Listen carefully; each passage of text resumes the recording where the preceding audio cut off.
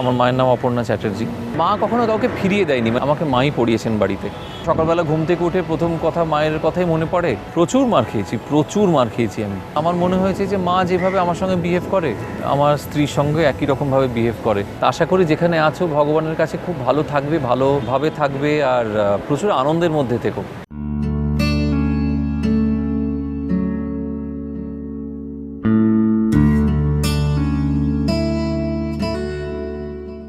আমার নিজের মনে হয় যে খানিকটা তো নিশ্চয়ই, কারণ মায়ের যে কটা কোয়ালিটিস ছিল সেগুলো মা চেষ্টা করেছে আমার মধ্যে ইনকর্পোরেট করতে। পরবর্তীকালে যখন আমি বড় হয়েছি আমার মনে হয়েছে যে হ্যাঁ, এই কোয়ালিটিসগুলো আমারও নেওয়া দরকার, নিলে ভালো হয়। তো আমি যেহেতু একমাত্র সন্তান, আমার মনে হয় আমি 50% মায়ের মতন, 50% বাবার মতন।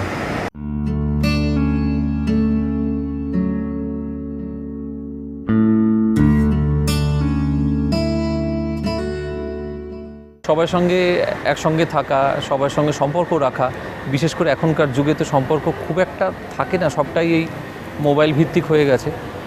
আমরা একসময় জয়েন্ট ফ্যামিলিতে থাকতাম, সেখান থেকে এখন নিউক্লিয়ার ফ্যামিলিতে থাকি।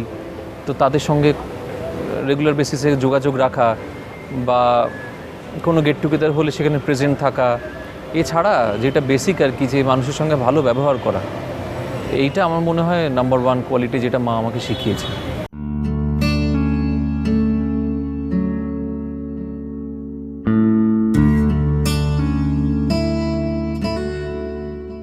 ছেলে মেয়ের চোখে মায়ের তো শুধু গুণ, দোষ ধরা পড়ে না খুব একটা। তাও অনেক গুণের মধ্যে বলা খুব মুশকিল যে কোনো একটা গুণ বেছে। তাও বলবো যে মা কখনো কাউকে ফিরিয়ে দেয়নি, মানে মায়ের কাছে যদি কেউ কখনো সাহায্য চেয়েছে এসে, তো মা চেষ্টা করেছে সেই লোককে সাহায্য করার। আরও একটা গুণ, মায়ের একটা সাংঘাতিক টাইম সেন্স ছিল। মানে কাউকে যদি বলতো যে অমুক সময় তার সঙ্গে দেখা করবে বা কোথাও মিট করবে বা তাকে ডাকবে বা তার বাড়ি যাবে, তো সময়টা মা ভীষণ মেনে চলতো, যেটা আমি খুব মেনে চলি আমার কাজের ক্ষেত্রে।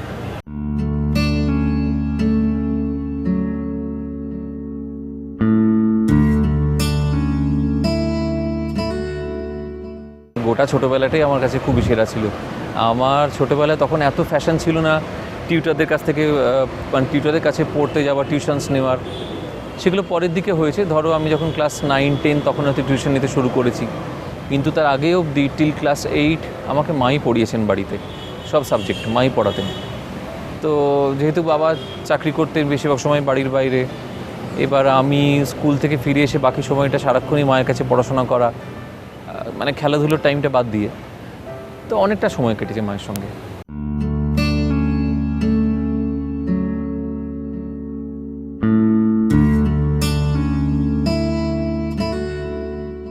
এরকম অনেক ইনসিডেন্টস আছে যা ধরো যেখানে মাকে লোকজন কোনো সময় হয়তো ইনসাল্ট করেছে বা খারাপ কথা বলেছে, তো মা বলেছে যাকে ছেড়ে দে, ও মাথায় রাখিস না।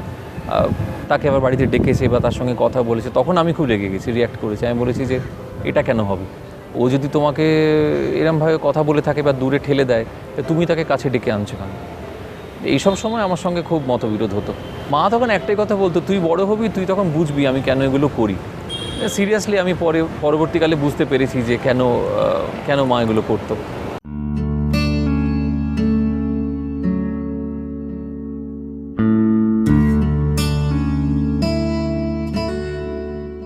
আমি যখন প্রথম ডিসাইড করি আমি অভিনয়ে আসবো, আমার বাড়ি থেকে কখনো বাধা দেয়নি, যেটা নর্মালি হয়ে থাকে। বাবা মা এক্ষেত্রে দুজনকার কথাই বলি, দুজনেই বলেছিলেন যে আগে পড়াশোনা শেষ করো, তারপর যেটা ভালো লাগে, যে প্রফেশন ভালো লাগে সেটাই বেছে নাও। অসম্ভব সাহায্য পেয়েছি মায়ের দিক থেকে। মা আমার অভিনয় আমি যখন থেকে করতে শুরু করি টেলিভিশনে, আমার ভালো খারাপ দুটোই বলতেন। ছেলে বলেই যে শুধু ভালো বলবো, খারাপটা আড়াল করে রেখে দেবো, নেভার। উনি বলতেন যে এইটা ভালো হচ্ছে, এইটা খারাপ হচ্ছে, এটাকে রেকটিফাই করার চেষ্টা করো।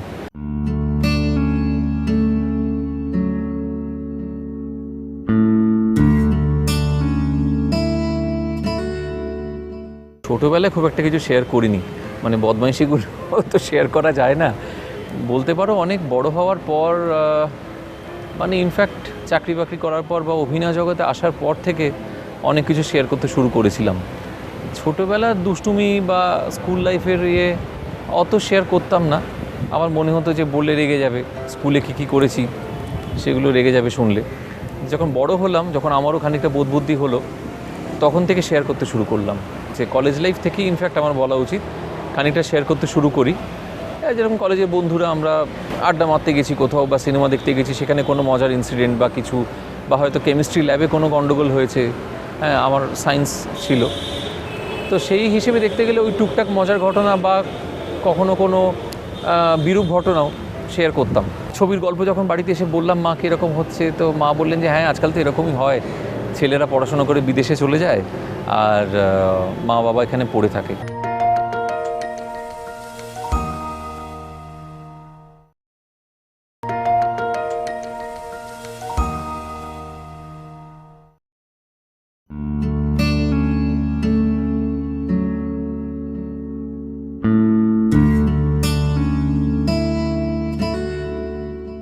আমার মনে হয় আমার ডিসিপ্লিন লাইফটা মায়ের খুব পছন্দ ছিল।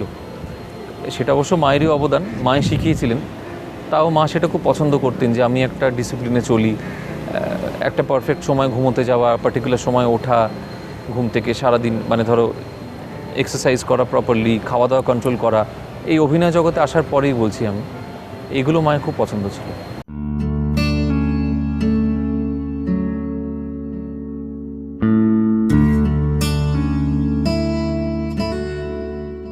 ছবির গল্প যখন বাড়িতে এসে বললাম মাকে এরকম হচ্ছে, তো মা বললেন যে হ্যাঁ আজকাল তো এরকমই হয়, ছেলেরা পড়াশোনা করে বিদেশে চলে যায় আর মা বাবা এখানে পড়ে থাকে। তা সিনেমাটা দেখে খুব মুভড হয়ে গিয়েছিল, বলেছিল যে এরকম, মানে আমরাও তো একটা ফ্ল্যাট বাড়িতে থাকি, সেখানে অনেক এরকম ইনসিডেন্টস হয়, মায়ের নিজের চোখে দেখা।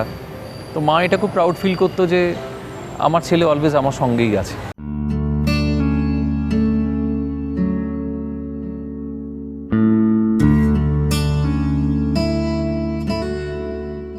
মা যখন চলে যান এই নভেম্বর মাসে লাস্ট ইয়ারে, ইনফ্যাক্ট মা চলে যাওয়ার 4 দিনের মাথা থেকে আমি আবার শুটিং করছি। তো হ্যাঁ, মিস তো এখনও করি, মানে সকালবেলা ঘুম থেকে উঠে প্রথম কথা মায়ের কথাই মনে পড়ে, আবার ঘুমোতে যাওয়ার সময় মায়ের কথাই মনে পড়ে। শুটিংয়ে এলে যা হয়, বন্ধুবান্ধবরা আছে তারা একটু ভুলিয়ে রাখার চেষ্টা করে বা মনটাকে একটু অন্যদিকে ডাইভার্ট করার চেষ্টা করে, কিন্তু মনে তো হয় সারাক্ষণই, এবং মিস করিও সারাক্ষণ।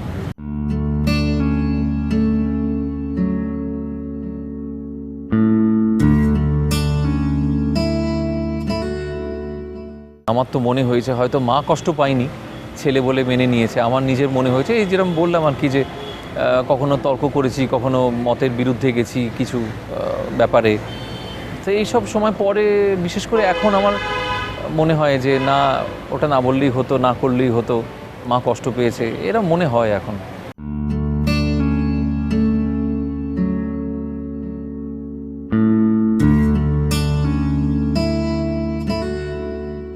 স্কুল লাইফে একবার হয়েছিল, তার কারণ আমি আমার মনে আছে এখনও, আমি ক্লাসটা করতে চাইছিলাম না সামহাও, তো স্কুলে মিথ্যে কথা বলে বাড়ি চলে এসেছিলাম জ্বর হয়েছে বলে। তা সেটা আমি তো বুঝতে পারিনি, খবর পৌঁছে যাবে গার্জেনের কাছে, তো সেটা স্কুলের প্রিন্সিপাল মাকে ডেকে বলেছিলেন।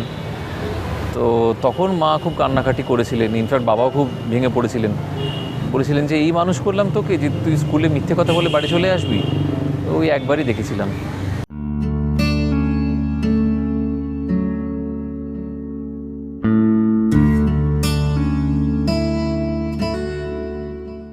ঘুরতে প্রচুর নিয়ে গেছি, কারণ আমি বিশেষ করে প্রচণ্ড ঘুরতে ভালোবাসি। ইনফ্যাক্ট এই নেশাটা আমার বাবা মার কাছ থেকেই পেয়েছি আমি। তো বছরে 2বার করে একটা ট্রিপ তো হবেই, সেটা কখনো কাছাকাছি, কখনো দূরে কোথাও। প্রচুর ঘুরেছি, প্রাণ ভরে।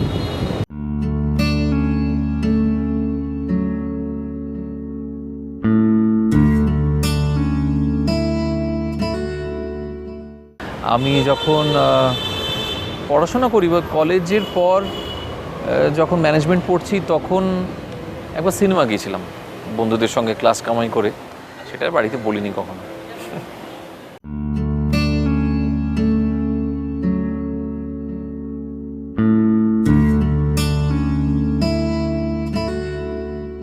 প্রচুর মার খেয়েছি আমি। লোকে বলে যে একমাত্র ছেলে বা একমাত্র সন্তান হলে মারটার খায় না, বকুনি খায় না। আমি মায়ের কাছে প্রচুর মার খেয়েছি, স্কেলের মার, আরও কী মনে পড়ছে না, চড়থাপ্পড় তো রেগুলার খেতাম, প্রচুর মার খেয়েছি। বেসিক্যালি পড়াশোনা নিয়ে মার খেতাম, দুষ্টুমি নিয়েও মার খেয়েছি, একবার প্রচণ্ড মারপিট করেছিলাম, সেই জন্য মার খেয়েছি মায়ের কাছে। মিথ্যে কথা খুব একটা বলতাম না, সেই জন্য মার খেতে হয়নি কখনো আমাকে। আর বেসিক্যালি পড়াশোনার জন্যই বলবো।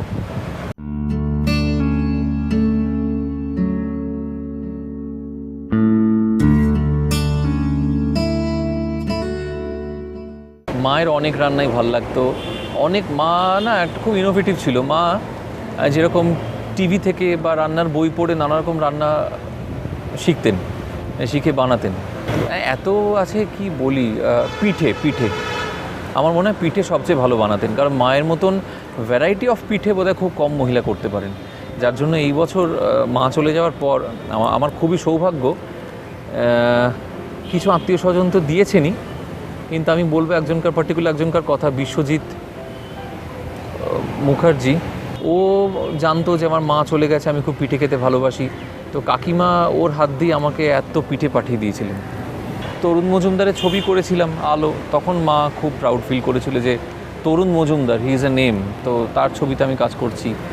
বা আমি যখন রাজকুমার সন্তোষীর ছবিতে কাজ করেছিলাম তখনও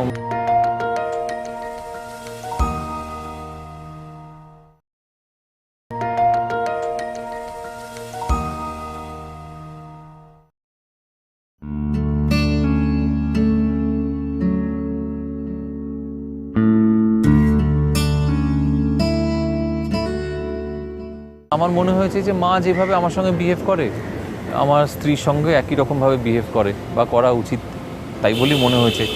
মা বলতে আমার তো কোনো মেয়ে নেই, তো Nabamita was like her daughter. খুব একটা ডিফারেন্স কিছু মনে হয়নি আমার।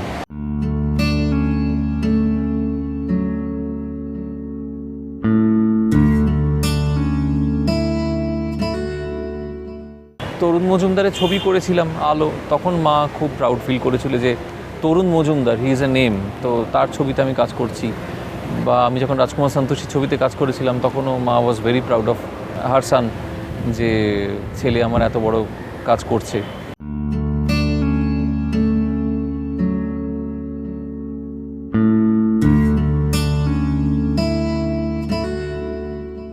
অসম্ভব বিশ্বাস কাজ করতো, এখনও ইনফ্যাক্ট বাবার আমার ওপর খুব ভরসা, খুব বিশ্বাস।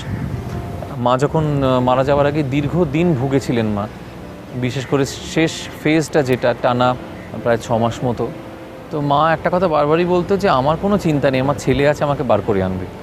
সো ওই জায়গাটা ছিল আর কি বিশ্বাসের।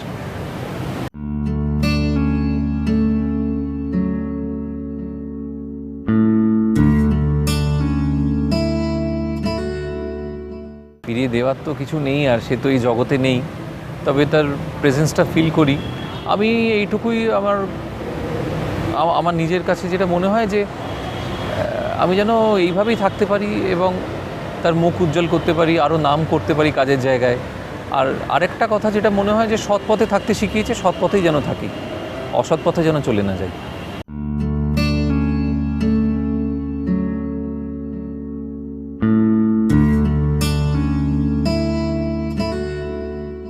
আমার মায়ের আসলে কিডনি প্রবলেম হয়েছিল, শেষের দিকে ডায়ালিসিস চলতো। ডায়ালিসিস চলতে চলতে যা হয় আর কি, হার্টটা উইক হয়ে যায়।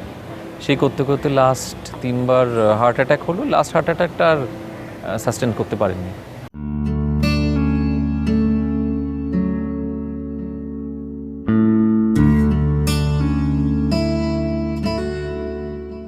মায়ের ইচ্ছে এখন ইনফ্যাক্ট পূরণ করছি। আমি একটা মায়ের নামে ফাউন্ডেশন করেছি, অপর্ণা ফাউন্ডেশন। আমার মায়ের নাম অপর্ণা চ্যাটার্জি। সেই ফাউন্ডেশন যেটা করেছি, আমি কারো কাছ থেকে টাকা পয়সা অ্যাকসেপ্ট করছি না। খাবার দাবার বলো বা বেসিক্যালি জামা কাপড়, জুতো, এইসব নিয়ে আমি বিভিন্ন জায়গায়, গ্রামে গঞ্জে, কলকাতার ভেতরে বা কলকাতার আশেপাশে যেরকম বানতলা এরিয়াতে আমি অনেক ডিস্ট্রিবিউট করেছি গরিব মানুষদের মধ্যে। আমি ফেসবুকে আমার অ্যাকাউন্টে এটা নিয়ে লেখালেখি করেছিলাম, প্রচুর সাড়া পেয়েছি। প্রচুর লোক এসে, ইনফ্যাক্ট আমার সঙ্গে যারা রেগুলার কাজ করেন তারাই এসে দিয়ে গেছেন আমাকে প্রচুর। তো সেগুলো ডিস্ট্রিবিউট করছি। মায়ের একটাই ইয়ে ছিল যে গরিব দুঃখীদের দেখে কষ্ট পেতেন, বলতেন যে তাদের গায়ে জামাটা যেন থাকে। সেইটা আমার মনে হয় আমি এখন মায়ের ফাউন্ডেশনের থ্রু দিয়ে কাজ করার চেষ্টা করছি।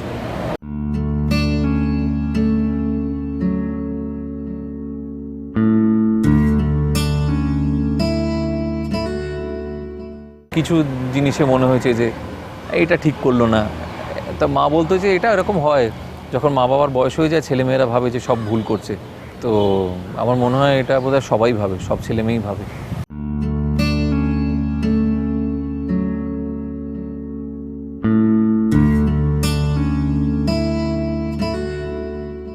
মা বললে আমার শুধু আমার মায়ের মুখটা মনে হয়, ব্যাস। আর শুধু মনে হয় যে মা মানেই হচ্ছে মমতা, এর থেকে বেশি কিছু নয়। মা মানে কোনো চাহিদা নয়, মা মানে কোনো জোরাজুরি নয় সন্তানের ওপরে, শুধু ভালোবাসা।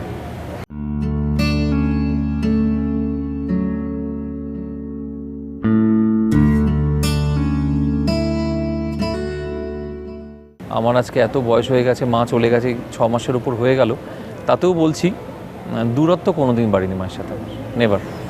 যদি মা শুনে থাকে ইন্টারভিউ, তাহলে বলতে চাই একটাই কথা, তুমি প্রচুর কষ্ট পেয়ে গেছো যাওয়ার আগে, ফিজিক্যাল প্রবলেম প্রচুর পেয়ে গেছো।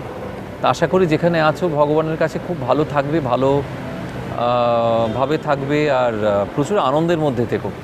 আনন্দটা জীবনে, সেটা ইহজীবনই হোক বা পরজীবনই হোক, খুব দরকার।